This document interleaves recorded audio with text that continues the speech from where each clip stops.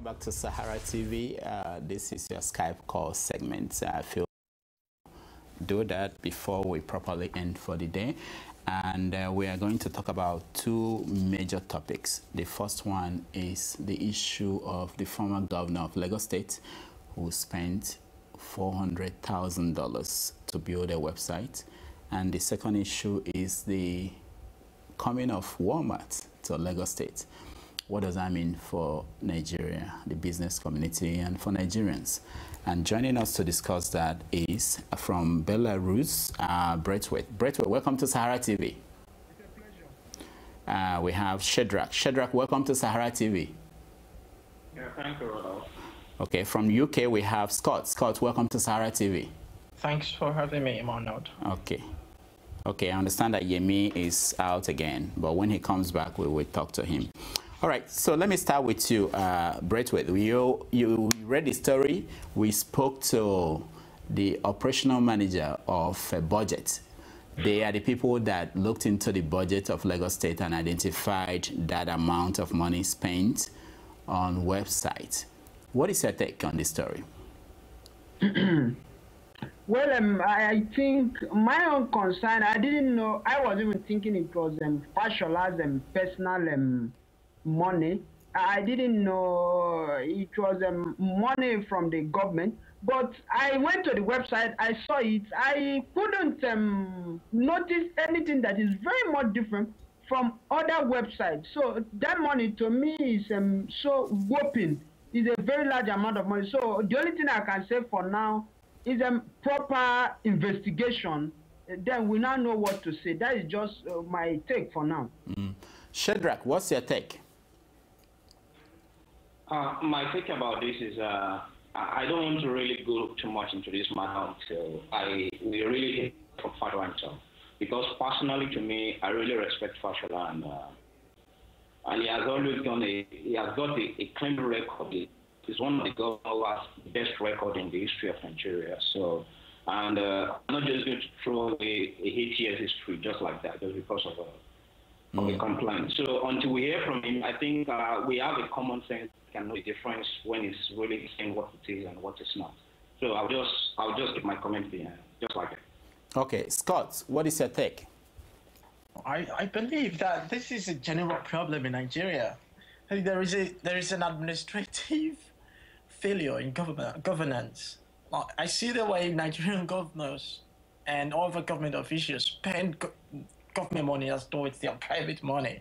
I mean, if it's true that he spent 78 million whatever on his private website, that should be looked into. It's not his money. You can't spend government money on your personal self. I mean, I am disappointed, but as of this moment, I do not have sufficient information to really comment on that. However, the fact that he spent that much is really shocking. All right, Yemi, in Canada, what is your take on this story? He's gone again. All right. So, but let's go back to. I want to just one more time to get your opinion, because there's the story, but also there is the report and how Nigerians are reacting to the reports. So initially, as of this morning, there was a sense that people did not believe that this is true, and there were accusations thrown at both the budget people and any organization that is reporting this, that this is an attempt to bring down Fashola to make sure that he's not made a minister. Braithwaite, how do you react to the way Nigerians react to stories?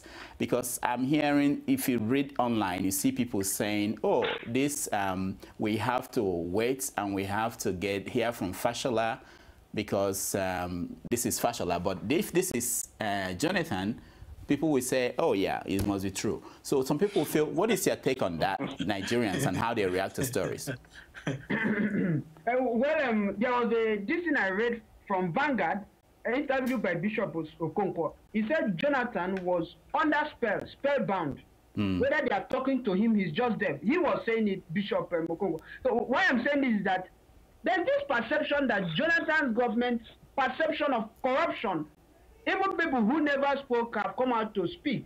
So the issue is that people never knew Fashola like that. People felt that Fashola was a hard-working guy. So this issue coming up now is sort of a shock to people. So you know, there's nothing like perception. When there is that good perception of Buhari and others good people, it will be very difficult before people will really start criticizing them as corrupt. So I think that is the perception generally from Nigeria. And Nigerian reacting, of course, is their hard-earned wealth, is the taxpayers' money. So, like we said, and like everybody's saying, till when they do the full investigation and know how the whole to 400,000 for a website, to me, it's really outrageous, just like everybody's saying. Shadrach, talking about perception, the person that we spoke to, Stanley, from the budget, he said there were other things there in the budget that are outrageous. He talked about the money they spent to build a overhead bridge in Lekki. And these are public information put out there by the Lagos state government. Is it that we've bought into the story of Fashola that we don't even want to query what has been going on? Is that what is going on? No, personally to me, let me first bring the issue of Fireme. This is how we had a case about Fireme the other time, and he took the case to court, and he won the case. First of all, this is a public record. This thing has been in the public domain for years. So why is it that everybody all of a sudden we are not looking at it? That means even the people of Lagos themselves, they are being biased. Because if this is a public record, there's no point in it. Once the thing is in public record, they can just have a look at it every single day. So why is it that it is today somebody just woke up and you really got what was going on here? That means everybody must be done. I'm sorry to say that, but that's the way I see it. And personally to me, I've already said it that until we really hear from Fashola himself, we don't know where this thing, maybe they are spending it, we don't know if it is true or if it is not. And even if this is a real budget of the state, where is even the assembly, the House of Assembly? What are they doing to even pass a budget like this in the first place? Because it has nothing to, it has a lot to even do with the legal themselves. They all signed up for this, not just only the whole Nigerian. So that's just what I have to say regarding to that. Okay, Scott, let me ask you to use examples in the UK to talk about how public funds are handled by elected officials, and if something like this should happen in the UK, what will happen? Yeah. Oh my God! There will be a riot. The last time, what was it? I think David Cameron allowed a friend to use his official horse, and I think the whole space there was just this uproar, and he had to clarify it that she did not actually use it. That was a horse. And the other one, I think, was the minister in his cabinet the last time, where she collected money for housing benefits, even though she was due official allowance. Yeah, she had to step down from the cabinet because the public just couldn't accept that. What I have to say is that Nigerians are the most sentimental people in the world. Nigerians, if you give them facts, you put facts before them, they just wash it away. That's not what they want. Is he Hausa? If he's Hausa and I am a Hausa, I say, oh, the reason you're criticizing him is because he's Hausa. The last time an Igbo person was there, did he not do the same thing? Huh? What did you say then? Oh, now that this one is doing, now we are stealing, let's continue to steal. That's what somebody said about Jonathan on Facebook. I'm like, this is so ridiculously retarded. Come on, this is fact. If this person has done it, let him answer the prayers. Let him dance to the music he has played. Thank you. It doesn't matter if it's Fashola or anybody else. Thank you so much, Scott. Brentwood, let me come back to you. Well, let's talk about Walmart. Walmart, for those who do not know, is a big discount store in America. And they're in Nigeria. They are interested in setting up shop in Lagos. And a lot of people welcome it. What is your take on this? What does that mean? Well, Rudolf, there was a Briton. He met me in the hospital because I'm a medical student, like you know. So he came for treatment. He came to this place in Belarus. He's from Belarus, but he lives in London. So we made introduction to ourselves. He told me that he's into insurance, very big insurance relating to natural disasters like hurricanes and earthquakes. So we are talking about him going to Nigeria to invest in another time. He said, no, that they don't allow that. I said, have you? He said, yes, that they are coming after, but they did not allow them. So, like Walmart now, it's good that Walmart is allowed in Nigeria, but I must emphasize that everything that they should use, both the chicken, the rice, all the raw materials should come from the Nigerian farms. The ones that should be producible in Nigeria. You know, when I came here, you know, mushroom, of course, arrow. I hardly see arrow in Nigerian supermarket, but I saw it here. Arrow, you know, arrow in Igbo, they call that mushroom, yeah. I saw arrow here. I saw different type of things, how they preserve it here. Fish, everything, it comes from their farm here in Belarus. So everything, their chicken, their everything. I was happy the Nigerian country that were destroying chickens imported. So to me, I'm really happy, but my major concern is the government should be, because it's sort of a capital flight. Of course, you know, we're having a lot of capital flight in many things. Foreign companies, they come, they collect our money, they go. So I believe if the government can regulate this or make it that any foreign supermarket that comes in should use our own raw materials, I think it will create employment both for our youth and for our farm workers. Okay, thank you. Shadrach, what's your take on Walmart in Lagos? I don't know if people see it as a good news, but I don't see anything good about it because, number one, is a foreign country coming to my country, and either way, a person doesn't go into business because he's a nice man. He goes into business because he wants to make money. So they are coming to Nigeria just to make money. It's just as simple as that. And personally, to me, I see that that's very worse. That we Nigerians, personally, we can't even have a supermarket brand of our own that we can be proud of, that we can even extend it to even in the Western African countries, that we have to even buy. And like everybody's happy about Walmart, like Walmart is coming, like it's a very great news. I don't see anything great about it for Rudolf. Okay. That's just my take. Okay, Scott, I don't know if when I was in England, Walmart was not there. I'm not sure they are there, but let me say this. In America here, in most cities, when Walmart is coming in, people fight against Walmart. And the reason is that when Walmart moves in, all the small shops will close because Walmart is so big and they sell discounter. Yeah, they discount things and they force all these small stores to close. So what do you think will happen if Walmart goes to Nigeria? Really, I see it as a blessing and a curse. Okay. Now, in the aspect of job creation, definitely there is going to be job creation, but there will not be wealth creation.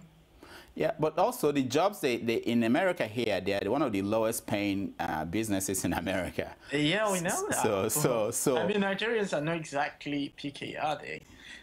So they will get jobs. However, my fear is the fact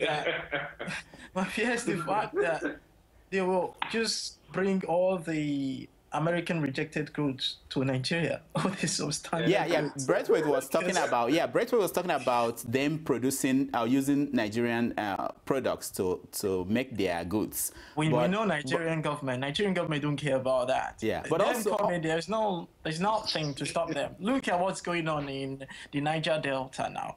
Oil spillage is everyday thing. You don't dare that in America or if you're in the UK. You know, you clean it up.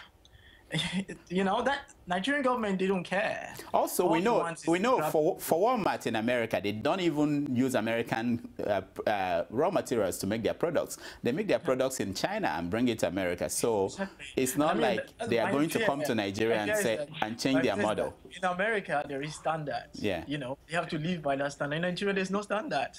So all the rejected products from this country with standards will just be. There will be an influx of substandard products. I mean, I'm just being pessimistic. We should be hopeful. I mean, it's a good thing. They're certainly injecting some capital into our economy. you know. All right, Scott, thank you. I will now go around and ask you guys to give me in 30 seconds what's keeping you up at night. Braithwaite, you first. What is keeping me up at night is I'm just waiting about the money that they said they were told in America that the minister stole. So I'm just waiting to hear that they have brought back the money. That's what it is. No, let me tell you before you keep waiting. The first thing is that the U.S. said that they did not tell Governor Shomole anything about that. And also, the U.S. also said that the government, the presidency in Nigeria is saying that the U.S. have not given them, they've not given them the list of so-called oil thieves. So the wait might be long, Braithwaite. Okay, thank you. But please, you people should now consult the wife of Enko Abiola because she said she knows exactly where it is. Sarah reporter should just call her. Yeah, but we interviewed her. She didn't say. She didn't give us names. Just like good luck knows Bokaro. All right, Shadrach, what's keeping you up at night? I just wish my people can have a common sense, especially our parents. Our parents have made a lot of mistakes. And that's what brought us to where we are today. Now, Shadrach, let me ask you. Shadrach, it's a very good point you made, our parents. Don't you think that the young ones are making worse mistakes than the ones the parents made? Do you have more hope in the young ones? They put us on this pathway. Obviously. I don't have hope in the young ones, but I just wish we can correct some of these mistakes of having a common sense towards whatever we are doing.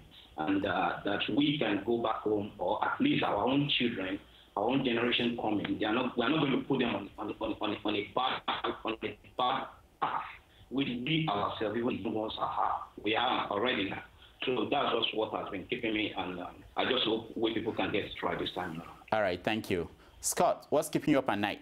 What's keeping me up at night is the secessionist movements going in Nigeria every day, springing up from the east, north, and west. That is what is keeping me up at night. And government's approach to just suppressing the voice of these legitimate queries, that is what is keeping me up at night. Thank you so much. Thank you, Scott. Okay, we've come to the end of our show. I want to thank Braithwaite for joining us. Braithwaite, thank you so much for joining us. It's a pleasure for you for having me. Thank you, Rudolf. Shadrach, thank you. I'm always happy to speak to you, Rudolf. Thank you, guys. Thank you, Rudolf. Thank you. All right, so we've come to the end of our show today. I hope you enjoyed it. Remember that you can go to our website and watch the shows that you missed. And we'll be back here next week. Until then, on behalf of everybody here at Sahara TV, we say thank you for watching. And coming up next is Dr. Damages.